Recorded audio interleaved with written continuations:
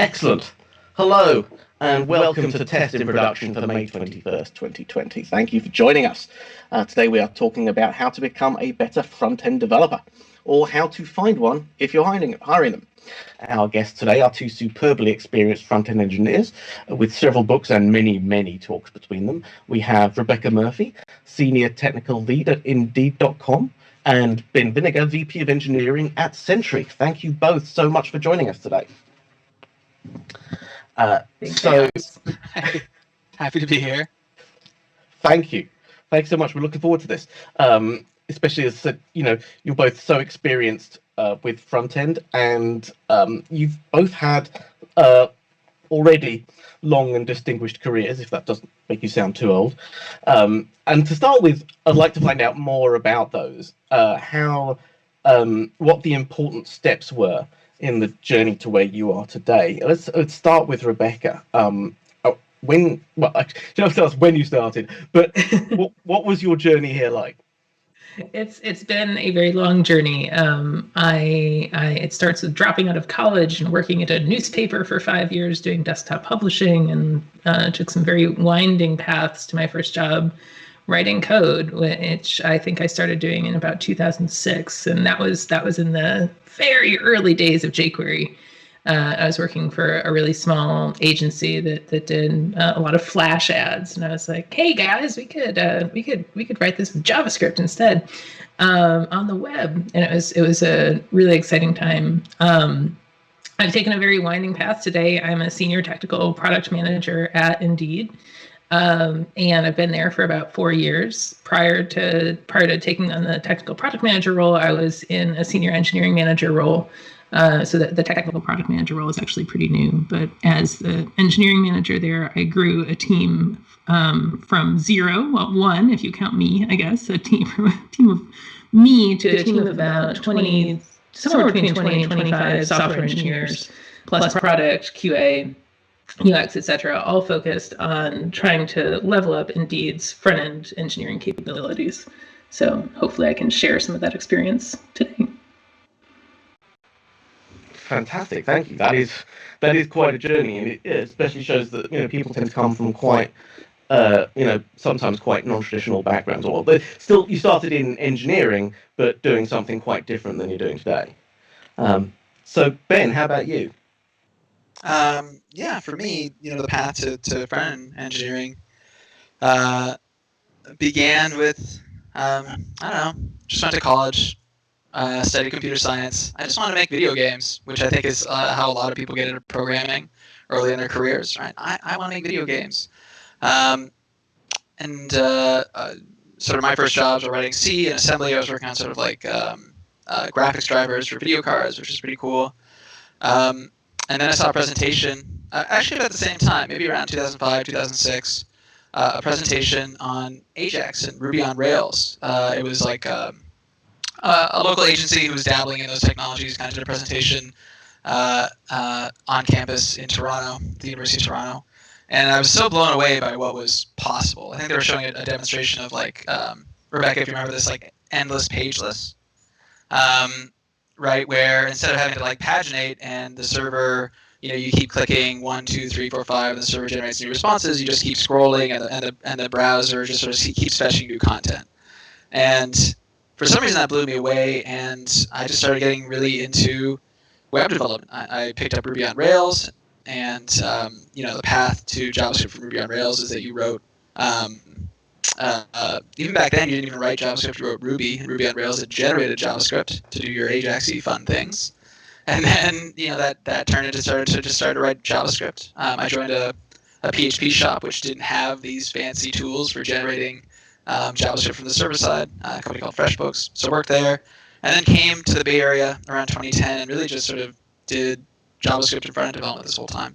And then more recently joined Sentry and sort of went into a management role. Right. It's that again. That's quite amazing. Doing drivers for graphics cards sounds remarkably low level compared to like jumping up and down, different ends of the stack in terms of complexity and. Or is there actually a lot in common there? Would you say? Well, you're plotting pixels. I'll take some money True. from Rebecca, right? I think that there's, why did I get into graphics? Because I like to visual. There's a visual medium to programming that interested me, and I think that getting interested in web development and front end development and sort of into product design is sort of related. Does that make sense? I think that the interests are connected. Maybe the technologies are different, but the end goal, the desire to just plot pixels and good experiences are the same. Does that make sense?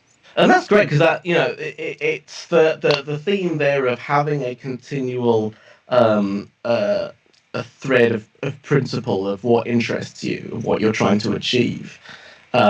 Reminds me of Brett Victor's famous inventing on principle talk about having a single set of concepts that you're trying to achieve through your career. So, Rebecca, would you say there's through the various topics you covered, and I was looking earlier at the talks you've given, there's so many and they cover so many different things. Can you think of any particular guiding principles or motivations that have carried you through your career? I think kind of similar to Ben, the structured presentation of information has been, and building systems that can help you with that. So even back to my desktop publishing days, when I was working at an advertising agency and doing desktop publishing there, and using, you had some people who were building things. They were doing it on computers, but using tools very similar to what you would use before there were computers, rulers and squares and those sorts of things. And I was trying to take, right? I in high school, I had one of the actual photo cropping tool, not the picture of it in Photoshop, but the actual one. Oh yeah. When I was doing high school yearbook. So truly like this concept of like, how do we take these kind of manual processes and turn them into structured and efficient presentation and delivery of information. That's been a theme in my career since, I don't know, coming up on 30 years now, before I had a career. It's amazing to see that because it's on the one hand, it's supposed to be so simple and yet so continually elusive, right? It is, we've been surrounded for hundreds of years with good examples of simple, effective visual communication, and yet we are still even more surrounded with examples of how to get it wrong. How easy it is to get it wrong. And I think it's been really, really interesting too, like making getting it right accessible to more people, and that's been a theme, especially in my recent career too. You shouldn't have to be experts at front-end engineering to ship decent, at least, user interface. And so thinking about how do we make that possible for people to be successful without having to have a decade or two of experience. Right. And you've both done so much in that regard in terms of educating, in terms of giving talks, writing books, things like that to make this topic more accessible, as well as working on, we were talking about jQuery earlier, both of you worked on stuff around jQuery. Rebecca, you hosted the jQuery podcast, and Ben, you've also contributed, you've written at least one JavaScript book and contributed to several others. And jQuery to me is one of the best examples I've ever seen of a tool that takes something that's potentially incredibly complicated and simplifies it in a way to make it far more accessible. It's amazing the amount you can do with jQuery despite knowing hardly anything about programming, which I think is absolutely to its credit. So it used to be that you could achieve a whole lot in front end with a relatively small set of tools, assuming you knew them pretty well. And I hope that's the case. But how do you see front end engineering as having changed over time, especially what do effective front end engineers need today? Rebecca, if you start on that. I think it depends on so much, and we were Ben and I were talking about this yesterday, how I know for me, my understanding of what front-end engineering even is has evolved over the years, not just because front-end engineering has evolved, but I've gone from working at a tiny agency that basically had 3 people working at it to a slightly larger agency that had a few more people at it, and then a startup that had a few more people at it. And now at Indeed, which has I've lost track, I think 10 or 12,000 people working at it. Not on engineering, of course, but it's the biggest company I've worked at.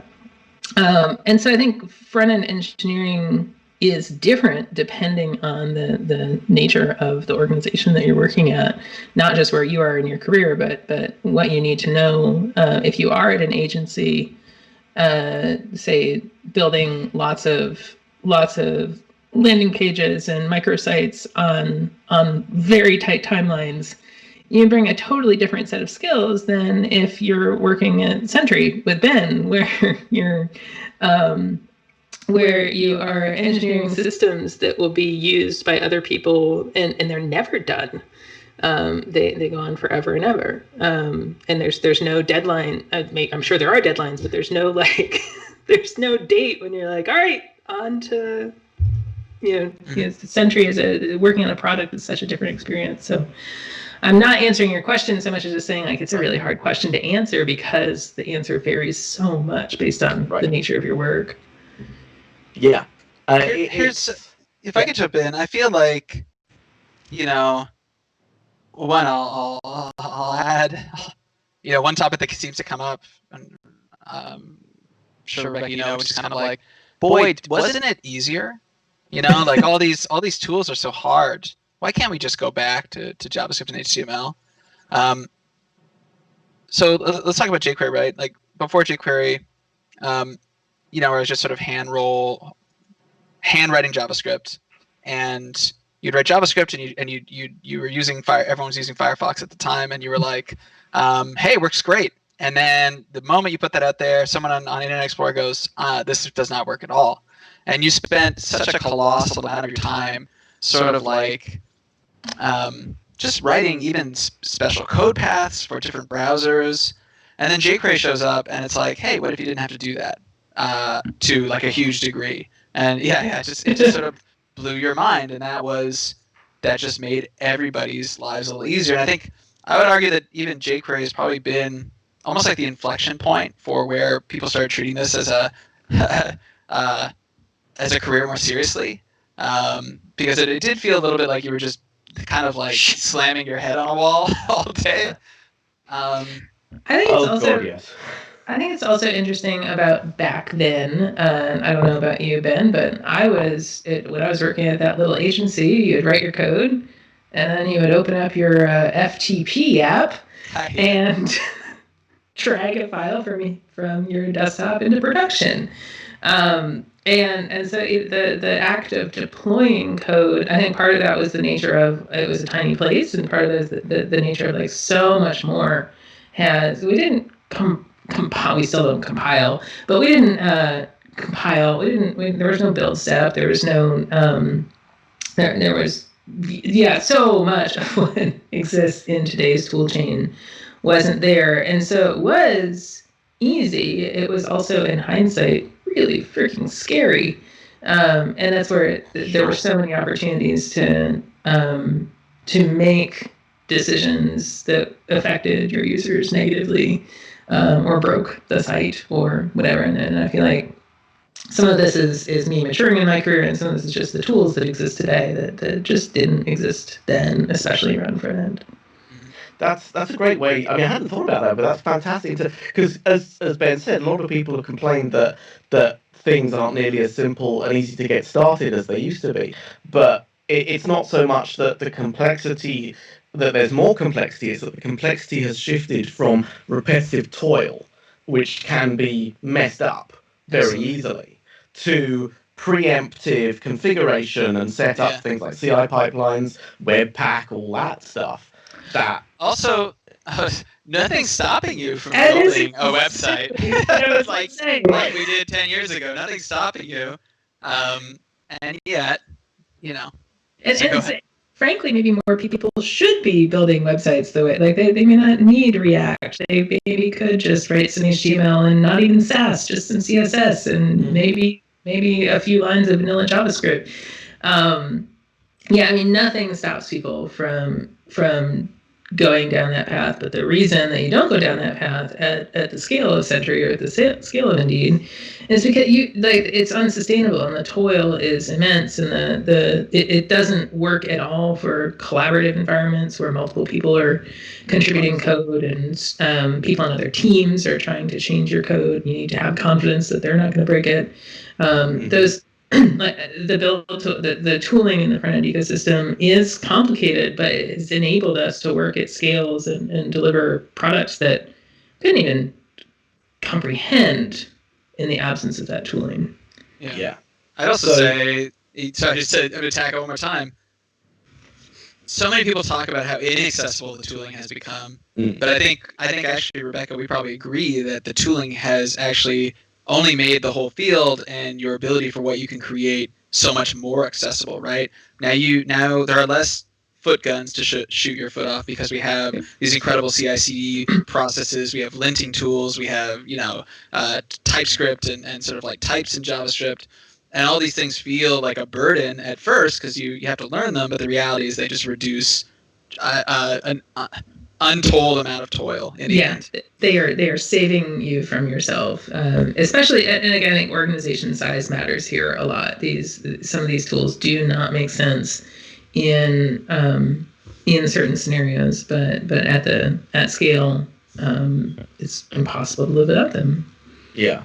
And I can see how, I can also understand why people complain because you're missing the immediate feedback when you get started and you want to be able to just throw something into a text editor and see it work. And that's not a shallow thing. That is a hugely valuable, continual, rapid feedback loop that you get when you're learning this stuff. But you can still have that, as you say. So before we move on, just to say to our audience, thank you for joining us. If you have any questions, Rebecca and Ben and I, we're very happy to take them. And continuing on the theme of, as we mentioned, what teams today need and what developers need. Ben, to be a front-end developer on your team, you've got the various build tools and things like that you're using. What else? What other practices, perhaps either less technical or at least less front-end specific, are needed to do the way we talked about it yesterday, was pushing pixels to production? What does it take to get your pixels all the way to production that aren't to do with front-end specific tools? That don't have to do with front-end specific tools. So what are the... Maybe some tools, but the ones that are more focused around a large production organization. So the aspects of the pipeline involving working with other people, to do with the version control and things like that. So I'll put an asterisk on this. I can talk about our experience because I know Rebecca and I spoke earlier. Rebecca's working in a company where maybe they're trying to make it so there's less things that you need to know so that you can the opportunity for contribution is more open, right? And I think every company's trying to do that too. I think we're trying to do that to a degree. That's a broad question. I mean, ultimately, knowing JavaScript is pretty helpful. I think where I see how the tooling has changed things is that it's probably less critical. It's less critical to be like a whiz-bang front engineer who knows, all this minutia of how the UI thread works and how, how browsers function, because tools like React, make it so you, earlier we talked about jQuery and we talked about how that made things easier, advanced like 4 years to 2012, 2013, 2014. I was certainly doing a lot of work with Backbone, and Backbone was a little helpful as well. But what it still made very challenging was you had to propagate state from your sort of client-side application into pixels, into DOM elements. And that was a lot of work. And to do that in an effective way, it did require or to do it in a way that made really great experiences, you had to know a lot of minutia about the browser and how it works with the DOM and so on. And React has sort of, why has React and other frameworks become popular is because they've introduced a paradigm where you don't need to know that. You need to know that you're rendering divs and spans and all that stuff, and a link is an A tag. But if I render 1,000 items, is that going to block the page? Certainly not to the degree that you needed to before. So what I'm saying here is I think it's honestly, a focus on programming is becoming more important than the understanding how to be a good programmer. How do you do good code reuse? How do you lay out architecture and things, and less about the minutia. Rebecca? I would say it depends. It depends on what job you want. If you want to be working on React, well, you better know that stuff, right? If you want to be working on React, and the team that I work on now, we are building a micro front-end framework for use at Indeed, where people can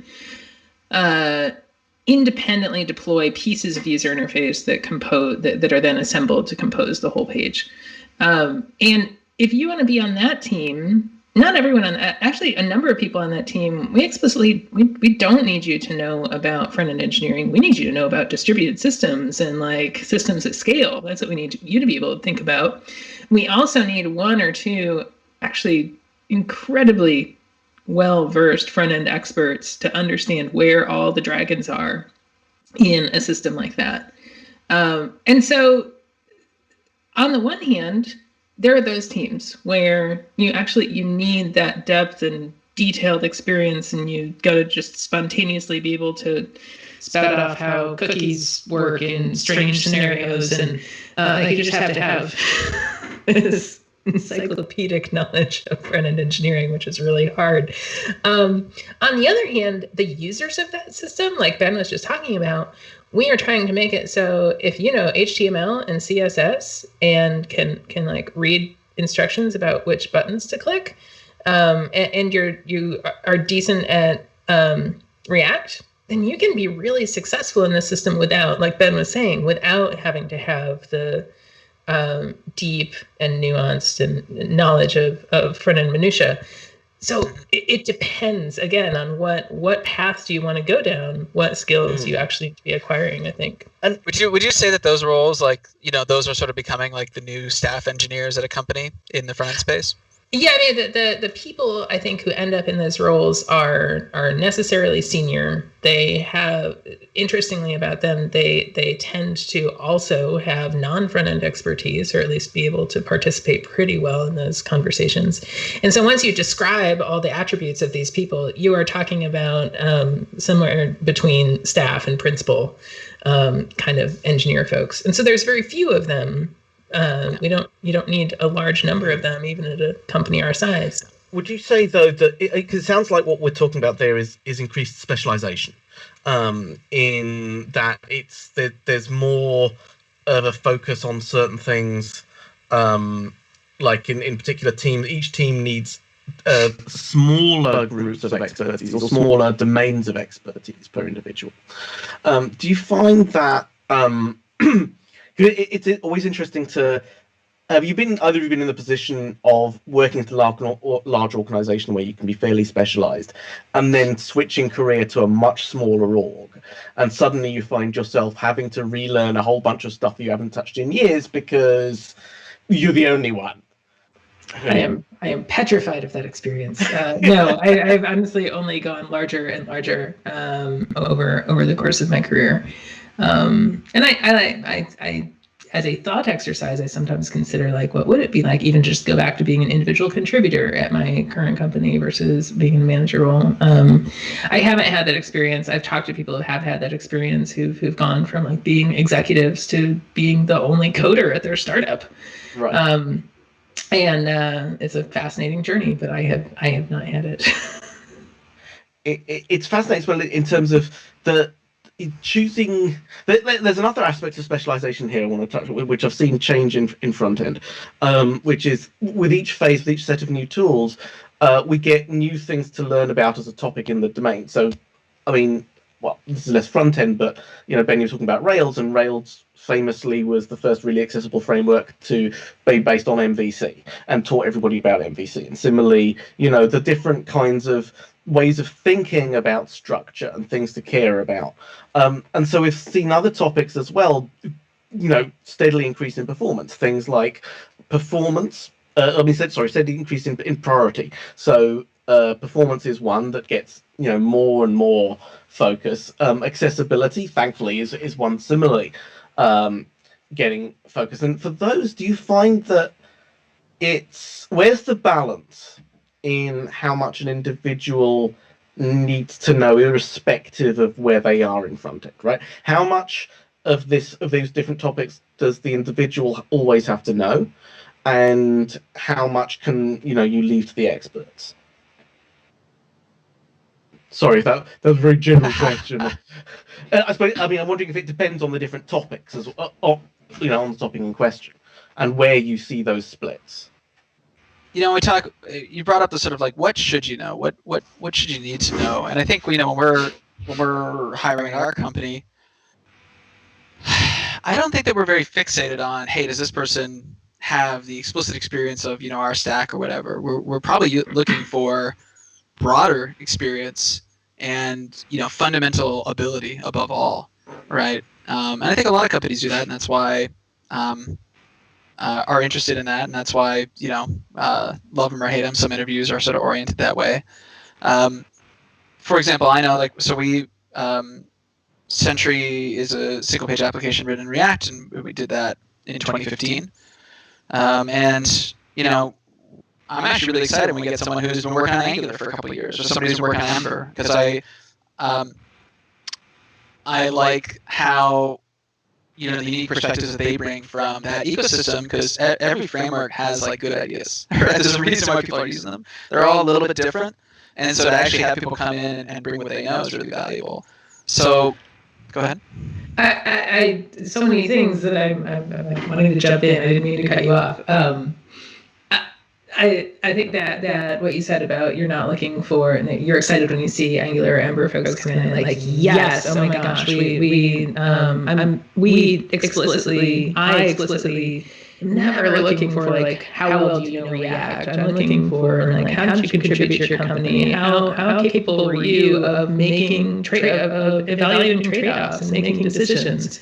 And maybe you have been working with Angular for the last 5 years. What's terrible about it? If you maybe you've been working with React for the last 5 years, what's terrible about that? Wanting to know you can see all sides of technical decisions and be able to kind of evaluate those trade-offs. That's what I'm really, really eager to see when I'm considering somebody. The other thing I'd say is kind of echoing what I was saying, I need to know accessibility. I need to know that when you need to know accessibility, you're going to take that really seriously and get up to speed on it. Whatever it is, it's accessibility, it's performance, it's React, it's Vue. I need to know that you have demonstrated that you have the ability to learn new things when they're hard and when they're because there's still lots of hard stuff in front end. I would say performance and accessibility are pretty high on that list. Yeah, and that's a great point, because a lot of people say, I hear this more and more from engineers, and this is really useful advice when it comes to hiring decisions, is that we care less about tons of existing knowledge than the ability to learn quickly. But Rebecca, I think that the other point you threw in there, which is I think even more vital, is the ability to make decisions. The way to communicate and to evaluate different options, possibilities, and tools, and then make an informed decision, which you can also communicate well and persuade people of, is surprisingly difficult and so valuable. Thank you. So what else, on the topic of what we look for in hires. You've got. I know there's a continual that always people looking to hire front end engineers, but there are those who are experienced and some make the mistake of looking for people like them, and those who aren't experienced and don't know what to look for. So what have you found that is maybe, I mean, the general top advice around ability to learn and ability to communicate decisions and evaluate well. Are there more front end specific skills or qualities that you look for, Rebecca? I think that, and this all depends on the seniority of the person that you're looking at.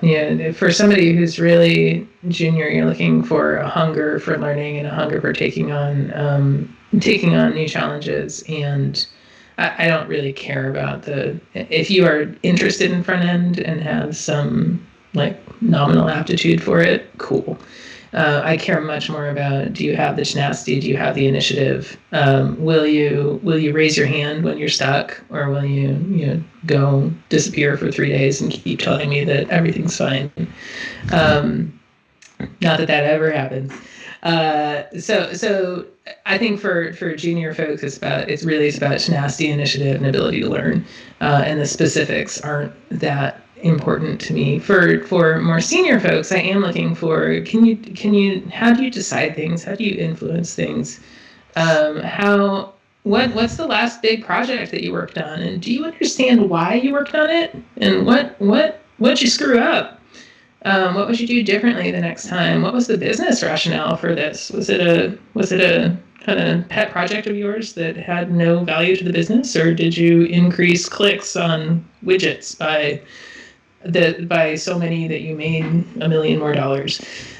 So I'm looking for kind of product sense as well. On the technical side, I'm looking for, the more senior you are, the more I want to know that you can function across the stack. Not necessarily that you are good at the whole stack, but that you can at least talk about and understand and participate in conversations about the whole stack, participate in conversations like, how are we going to get these pixels to production? What are the risks in shipping these pixels to production now versus later, and this way versus that way? And understanding stuff like CI/CD and build tools, and how servers work, and how DNS works, and how your whole system is going to fall over because there was an earthquake in this place over here or whatever. So the more senior you get, the more I'm looking for understanding operational concerns that can affect the front end, but often extend back into the kind of operational layers of a system. And I'm also, on the front end side, I'm like, do you understand asynchronicity? Do you understand just kind of like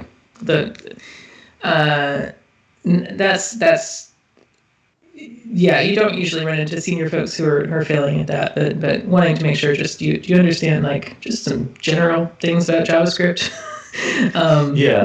That's pretty important too. The conceptual leap to realize that things don't always happen in the right order that you expect can be a major one if you don't know how to deal with it. It gets usually stuck. So Ben, how about what do you look for what do you mainly look for? When well, one, I'm reminded by. Oh, we may have lost. Yeah, I was here for a little bit, but I'll jump in. What are we looking for? So one, I'm reminded why me and Rebecca get along so well, because I think I agree with most of what she just said. You highlighted two things, right? Like junior folks and more senior folks, and it's like on the junior side, you're kind of looking for talent, tenacity. I really like the word tenacity. That's going to go into my lexicon. And I think I do want to make a point about, sort of like why whiteboard interviews or interviews that can sometimes feel ambiguous and like, why am I asking this? This isn't what the job is going to be. There's a misconception. There's a misconception that people, like hiring managers, are looking for you to solve exactly the whiteboard exercise and know exactly what it is. They're actually trying to understand how you're solving it. And they're trying to figure out things like tenacity, right? When you see an ambiguous problem, do you get upset and say, I can't solve this? Because from a hiring manager's perspective, they're going to think, well, gee, when I show this person another ambiguous problem, that's probably going to look more real in the future. Are they going to have a similar attitude, right? And so, if I had advice for people interviewing, it's to take those exercises, try your best, try to put on and just try really hard and demonstrate to somebody who's trying to evaluate you, like, hey, I'm going to try and meet the challenge, and I might not get it, but that's okay. But I want to at least demonstrate that I'm going to try and meet the challenge, right? And then, of course, when we do sort of senior, like, I agree that the conversations, well, you've got more of a career behind you, and there's sort of expectations that you can speak to these very specific things that we need you to do. I'm in a place where I can probably speak a little bit more specifically about even like our interview process a little bit, but we do have like specific roles open for front engineers occasionally, and there is a specific track for that role that includes a combination of take-home exercises, specific interview questions for that, and some of them are experience-based. Not trivia, but sort of our expectation of what somebody in like a senior level front engineering role should know, right? So one of those things are like prototypes, or even like sort of like fundamental language things. Do you know how to manipulate objects in non basic ways, for example? Sorry, go ahead. I want to say I was just thinking about take-home exercises. I love to see how people engage with a problem that is like reasonably constrained because we don't want to take up too much of their time. It's reasonably constrained, but there's a lot of room for a lot of decisions. And so do they invest heavily in the UI aspect of it? But they got the algorithm for collision detection off of Stack Overflow, or like how do they? That could be okay. Is it okay? Did they say that they got it off of Stack Overflow? I would have known that. But also seeing where they invest their time, I think is a really interesting. It's an interesting signal. I wouldn't say it's a hire or no hire signal, but it's a really interesting thing to see. Where people choose to spend their time, how much they choose to invest in, say, code organization on a what's ultimately a toy project. And again, there's no right or wrong answer, but it's just fascinating to see, and can give you kind of launching points for more conversation about I see that you spent a lot of time on this, but how does it behave if I do this weird thing to it? Do you know? Did you try that? Did you experiment? So I personally love those exercises. I personally also want to find a way to minimize to make them really equitable, I guess, so that you aren't asking for something that is very possible for some people and very not possible for other people to complete in their free time. But I love the signal that you can get out of them, just as far as learning more about the person, knowing what to talk about after that.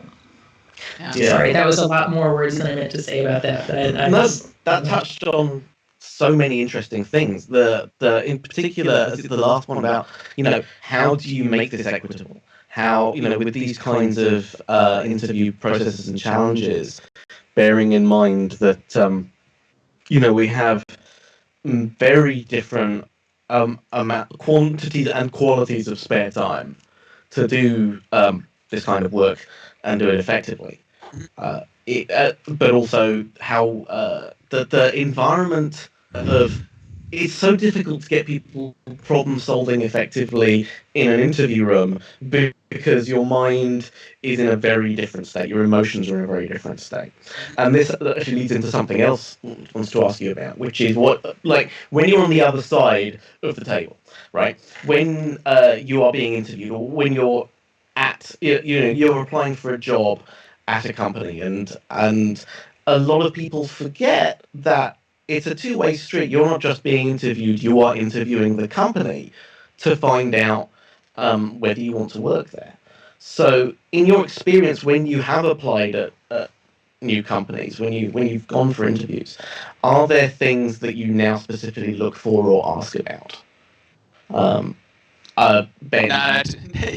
not actively interviewing. I feel like I can answer that question more from a place of experiences where I didn't ask those questions and then and largely regretted it. Yeah, I took a lot of them for granted. This is actually good advice. I think that when this is a good topic, because I think when candidates go through the interview process, everyone's so concerned about saying the wrong thing. You're kind of on eggshells. If I ask them a question, will that offend my interviewer? So I'm just not going to even broach it. Right? And for what it's worth, if it all goes well, you can ask those questions later before, you can always, let's say you have an offer in hand, you can always talk to someone. They're going to be very interested in answering those questions for you. If you don't want to ask them in the middle of the interview, that's very fair. But some of those questions should be like, how do I get pixels to production if I'm a front engineer? I think that's a really good question, right? What is the process when I make a commit and I make a PR? What happens? Does someone need to approve that? Who needs to approve it? How many people need to approve it? What does CI/CD look like for you all? What is unit testing? What does integration testing look like? We do at Sentry, we do sort of like visual diff acceptance changes, which I've really enjoyed, and I think that that's a little bit more novel now, or probably is more novel certainly than it was like 6 years ago, and people are adopting it. But it's actually, I think it's made my life easier, right? To just know, like, oops, I've changed the spacing everywhere as a result of this change. Let me roll that back, and knowing that you have those sort of guardrails is, again, I want to treat those as being like empowering for the developer who joins the team. And if you take all those things for granted and you just join a company and you're like, look, they have a great website, of course they do this stuff, and then you walk in through the door and find out that actually you're going to have to FTP all your files onto a server, that's going to be a really stressful place to be, and maybe you don't want that job. Yeah, I would echo that. I've heard that a great thing, I've never done this, and I probably should have, but a great thing to ask is, what is the process to change a line of text on the website? And that gets into not just the engineering work, but the all the way up, like, whose permission do I need to make a change in the website? What is kind of the decision tree that influences that? I also will, if I ever interview again, will ask, like, what's the process for buying a $50 book? Because that can be another kind of speaks a lot. That has nothing to do with front-end engineering, but has a lot to do with quality of life. Oh yeah.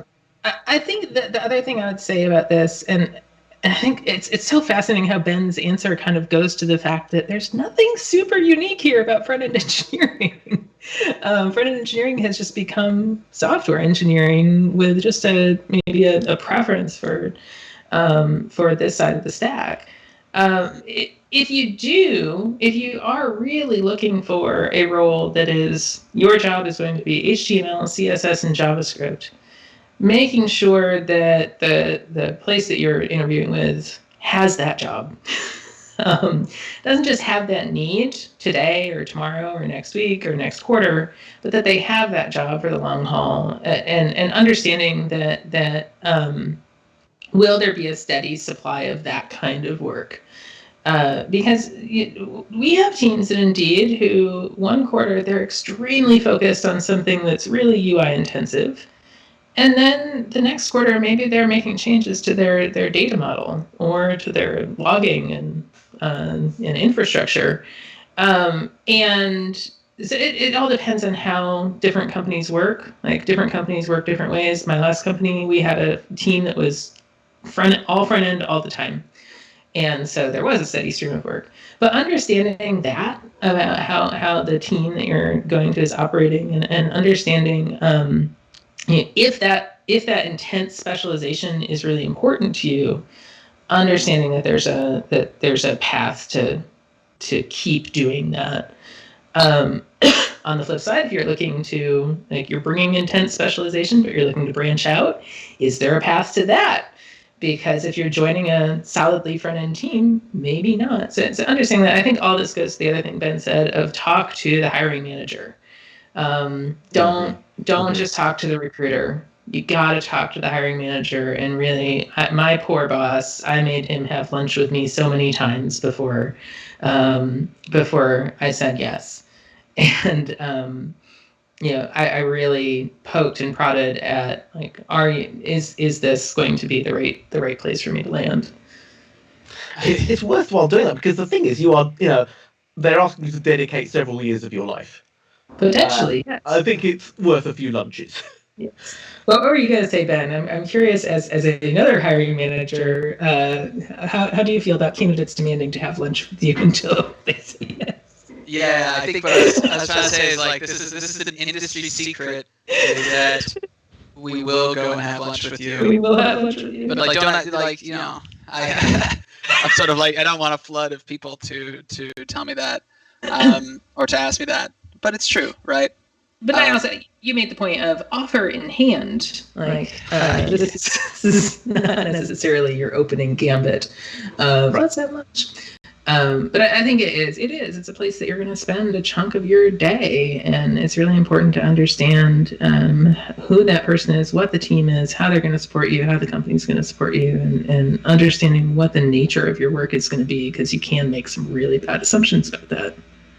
And so, are there any? I mean, we're coming up to time, but before we go, have you any particular immediate red flags for you these days? Because it's interesting. Well, just worth saying, something, a Twitter thread I saw friends of mine saying, the number of things that you want from a new employer, have they grown or shrunk over the years? And the best answer I saw was, they've shrunk, but I'm holding them much more firmly. They mean a lot. So what are the things that you care about most, that you, if you saw, would immediately say no? As a candidate, or as a candidate? Yes. I haven't been in this business, and I haven't been in the candidate business in a long time. If somebody wasn't willing to, that's a really tough question for us to answer. Well, okay, what I would say is that, listen, a lot of candidates, resume stage is a real thing, where someone, at the end of the day, I'll give you an example. I think we had 2,000 applications for some new grad roles that we opened up. We had 2 of those. Have to make a lot of decisions at the resume level for that.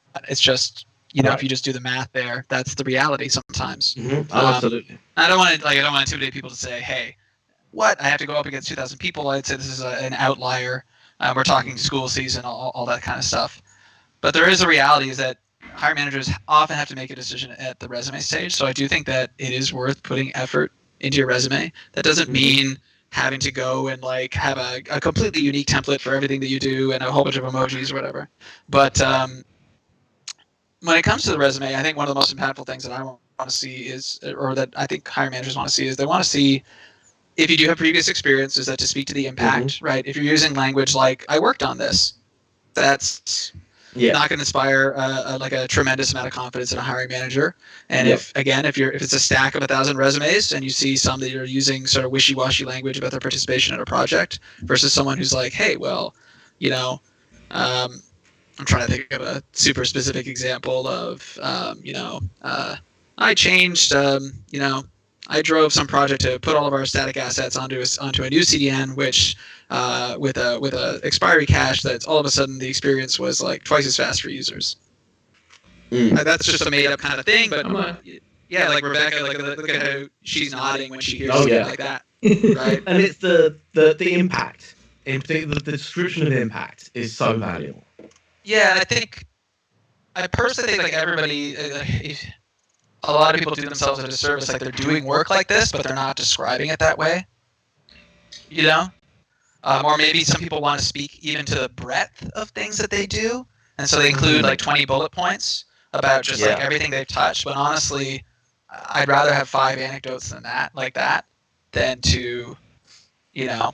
I am going to say here, though, I think it makes a ton of sense. It's very, like, we are of the same mind here. But I wonder how much of that is because of the nature of the companies that we work at and the size and scale, and that we are product companies, like building, like what you just said is so important at a product company.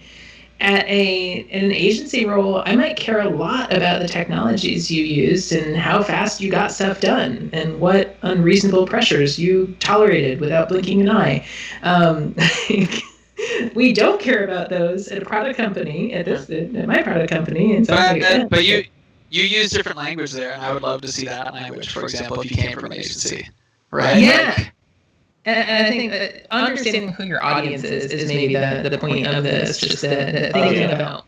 And again, talking to the hiring manager, if you can, or talking to the recruiter and asking these questions, if you can, understand what does the company care about, and that can be really different for different places. And so one of the best tips that took me a long time to learn was it's okay to have a version of your resume that you've tweaked for a particular job. It's not always need to be the same thing. And so much of this depends on seniority. I feel like it's hard for me to give advice to me from 10 years ago, because I'm just in a different place. So some of this is really relevant if you're looking for more senior roles, and maybe not so relevant if you're looking for more junior ones. But I think that the point you made earlier, and we're going to have to wrap up here, unfortunately, the point that I think is one of the most valuable things to bear in mind is that you're applying not just for the job that meets the skill sets you currently have, but also will take you to where you want to be in the future, right? Mm-hmm. For the job where you want to be, the evolution you've got to be seeing in that way. And that's also what part of what hiring managers are looking for. You want to see people who want to grow and who want to, succeed. You don't want peons who just stay where they're put. We don't want to hire people who don't want to think. Right. So unfortunately we're out of time there, but I could happily go on for another hour if we had it. Thank you both so much, Rebecca Murphy and Ben Vinegar. Rebecca, you are both of your Twitter handles and positions are on the banner at the bottom of the screen there. I strongly recommend following both of these people on Twitter. They both have written some fantastic books and given a whole load of talks. Thank you both so much for joining us here today. This has been Test in Production. My name is Yoz Graham. I am a developer advocate at LaunchDarkly. Thank you for joining us, and see you soon. Thank you. Thank you.